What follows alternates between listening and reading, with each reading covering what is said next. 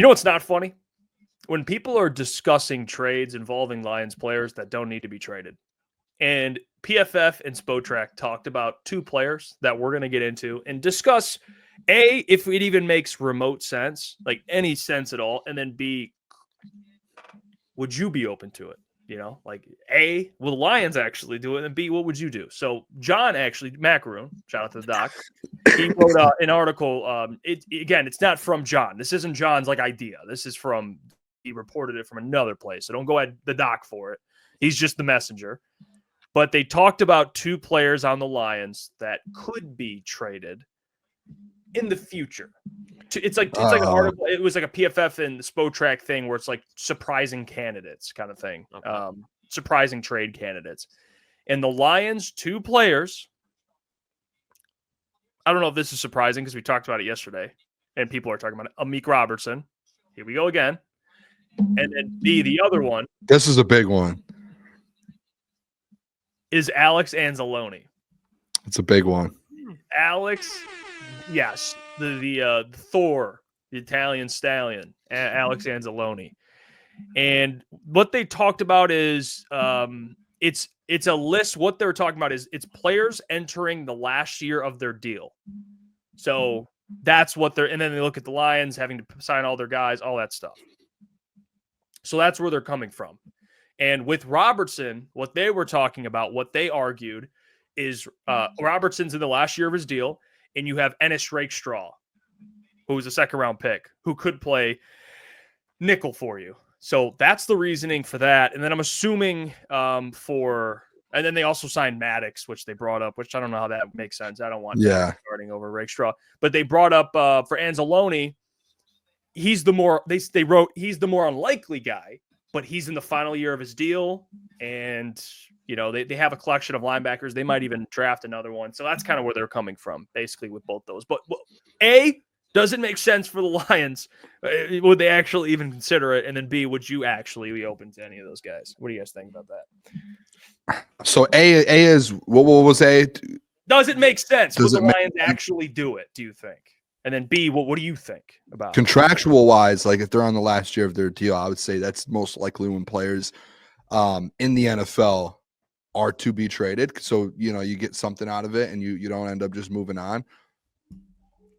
In the terms of the Detroit Lions, though, I mean, we're talking about a Super Bowl caliber team where those are 2 big pieces, in my opinion, like Amik Robertson, most likely, depending on what happens in that corner room with Terrion and DJ Reed, that's going to be your starting nickel next year. Is going to be Amik Robertson, which he was all year last year until Carlton Davis goes down. So that's your starting nickel that you need to. And I guess like the Ennis thing makes sense. The only thing, and I'll kind of budge back with that, it's just like you haven't really seen Ennis in live action. You have a couple times, but like at a point to where it's like, hey, that's your starting nickel. I know Klotz, we talked about him starting at nickel, but it's like, are you going to bank your whole season defensively on that happening? Probably not. Like I wouldn't. And it's the same thing with Alex Anzalone. Like that's your green dot heart of your defense. Like when have we ever seen a Super Bowl caliber team? Like we've seen guys like it was Bobby Wagner traded, boys, I believe, or was he just he was free just agent? released. I know we've seen linebackers get traded, and I know I'm thinking of some other examples of some Roquan like Smith. some big linebackers who get traded. But typically the team that they're getting traded from, they're not like Super Bowl contenders. They're in positions where it's like not contending. Trading. They're looking to kind of get assets, and they're at that descend kind of within their organization. And that's the opposite of the Lions. Like if the Lions didn't have an Alex Anzalone, you're probably looking to trade for another linebacker to go with Jack Campbell. So it makes no sense to me if I'm just being completely honest. Like chances of it, 0 to 100, if we're talking about percentage-wise, 0% chance of either one happening, especially since we've never seen Brad Holmes make a trade a player away like that. Never. Real quick, Doug says, are these mid-season trade proposals? Yes, mid-season. So trade deadline. Yeah. I would even say no more. Like I'd be like, there's no way. Unless you're like season's over and somehow you start like 0-7. Jared Goff would have to go down. Yeah. Like, and Penei Sewell and like I think there's a better chance, Klotz. And I'll throw it. I think there's a better chance that Anzo gets a contract over the next few months, an extension, than him even getting traded. I would think. Because we would haven't lose talked my about fuck- that. If Alex Anzalone got traded, I would lose my fucking mind. Me too. I would grab pitchforks. I would grab what are those? They carry flames. I'm losing the word that I'm trying to think of right now. It's like a stick and it has a flame. A torch. The pitchforks, the torches. I'm walking to Allen Park, and I am not leaving until they find a way to bring Alex Anzalone back to Detroit. Because outside of Aiden Hutchinson, Alex Anzalone is the most valuable player on this defense. He might not be the best. He's not Aiden Hutchinson talent, Brian Branch talent, Kirby Joseph talent, but he's still a very good fucking player. And if you look at what he does over the last 3 years, first of all, let's start with the injury-wise. This year he got hurt. 2 years ago, he played all 17 games, and last year he missed that game with, I believe it was a concussion, or it might have been, or was that when he got clubbed up? I could be wrong. Either way, he played 16 games, and he's had 317 tackles, 5.5 sacks, 1 interception, 1 forced fumble, and 2 fumble recoveries. So he does it all. And then not to mention, if you look at how the Lions play defense, at least what they've done so far, it's going to be not exactly the Aaron Glenn scheme, but Kelvin Shepard, Aaron Glenn, very similar mentality. I'm sure Shepard's going to tweak a couple of things, but Alex Anzalone over even just last year was the highest graded percentage-wise man-to-man linebacker in the NFL. And Jack Campbell's close there. But when you look at what Alex Anzalone does, he gets this front seven set up. Half the time when you're watching the Lions defense, Alex Anzalone just has your attention because he's flying around the fucking field. He can tackle tight ends, tackle running backs, tackle wide receivers, and he can get to the quarterback. He might not bring the quarterback down, but we've seen many times, especially against Seattle, against Geno Smith that one time, where he just comes out of nowhere and he will bring a quarterback down. He's everything that you want in a linebacker. He just doesn't have that elite talent, but we talk about it all the time. There are games where Alex Anzalone plays like an all-pro linebacker. Doesn't mean that he is, but you see games where Alex Anzalone just takes the game over sometimes. And to be sellers at the trade deadline, like Booner's saying, in a situation where you're chasing a Super Bowl, you get rid of your green dot? Hell no. I would lose my mind. If that happened, I would be upset too. But at least you have the depth at corner. It makes a little bit more sense, but still, Amik, what are you going to get for these guys? 5th, 6th round pick? I don't think anything, and you're paying, especially like Amik Robertson, you're paid him fucking pennies. Same thing with Alex Anzalone, and I agree with you, Boone. If Anzo doesn't retire at the end of this year, it would be really hard for me not to see the Lions bring him back, especially because all you have to do is, all right, Anzo's not the LB1 is, Jack Campbell is. Anzo be LB2 now because he wasn't a draft pick. But when Brad Holmes and Dan Campbell came to Detroit, one of their first free agent signings was Alex Anzalone. Year 1, he struggled, and I was like, all right, do not re-sign Anzo. They re-signed him. I was pissed, and he's done nothing but shut me up since that point. So no reason Anzo should be on the trade block at all. Yeah, I don't think it makes any sense. Anzo is a valuable player. Last year, I thought he was their best linebacker. I know we could disagree on that, Boone, but regardless, he's a very good linebacker for where he is right now. Which Jack Campbell was, but did you see Anzo? He was subtweeting you. Did you see that? All right. I loved Alex Anzalone. I would love that. I could have a sit down with him. We could have a conversation. I think statistically wise, he would agree with me. But I think Anzo, very good linebacker. It doesn't make sense to trade him unless you draft a linebacker and Jack turns into like a Pro Bowl player, and that linebacker turns into he's like the mini Jack Campbell. He's like, okay, we got a good collection of linebackers. We can afford to, in the next year, we don't need to bring him back. But that's such a hypothetical scenario, and I don't think that happens. Anzo's going to go out there this year and have a very solid year, and you're going to want him back. He's going to be, how much is he going to cost? For real. To be fair, he's going to cost more than Derek Barnes. So, right now, Derek Barnes is making more than Alex Anzalone. So the price tag is a little higher. But I think, the difference, I'm not saying he'd get paid like pennies, but I think the difference would be Derek Barnes is 25, Anzo's 30 years old. You know what I mean? Yeah. He's on if the hill's like this, he's going this. Derek Barnes is like this. But I still agree that he's going to get paid more than Derek Barnes. But I'm not signing him. 1-year deal, 2-year deal. Yeah, it's a fact. He's better than Derek Barnes even at his age. No, I'm not. But you don't pay always based on skill. You're paying. But again, it's not going to be like what did Derek Barnes get? 3 years.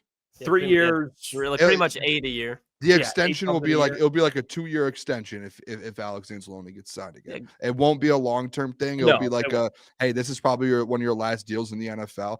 Like not your last one, but hey, it's like second to last, third to last, and like you know where you're at in your career.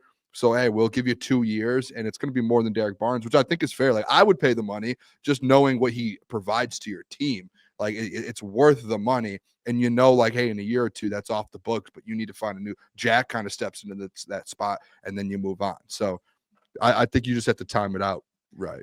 I'm cool with 8, 9. I would even do maybe 10 million, but nothing more than that, in my opinion. Like 10 stretching it. I just think, man, like you drafted Jack for that reason. Like Jack's going to be Anzo. So like you don't need to keep Anzo around for the next 2-3 years. You know what I mean? Like at that point, you have Jack, and if you want to draft or sign maybe the future, Robert Spillane, whoever you want to sign, like I'm just throwing him out there, but like a free agent that could play that will spot, then go ahead. But I love Anzo. So tough. I love Anzo. Like, I don't know if you get him at that price. I think it's impossible. Yeah, like 12 million. Tyler says like that.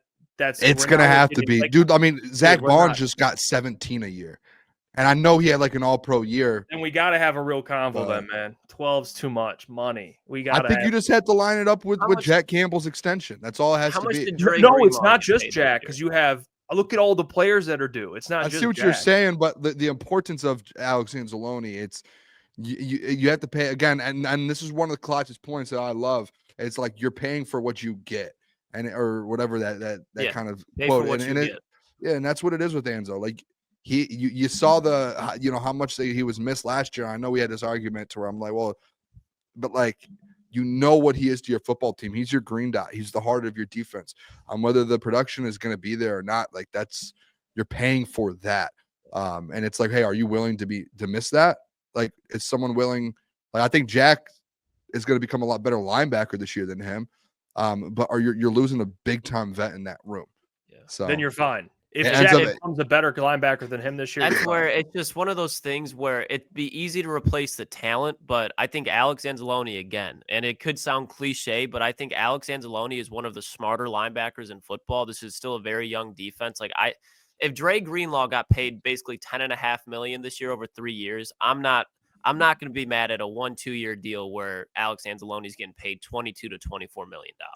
Because at the end of the day, like he stays healthy for the most part.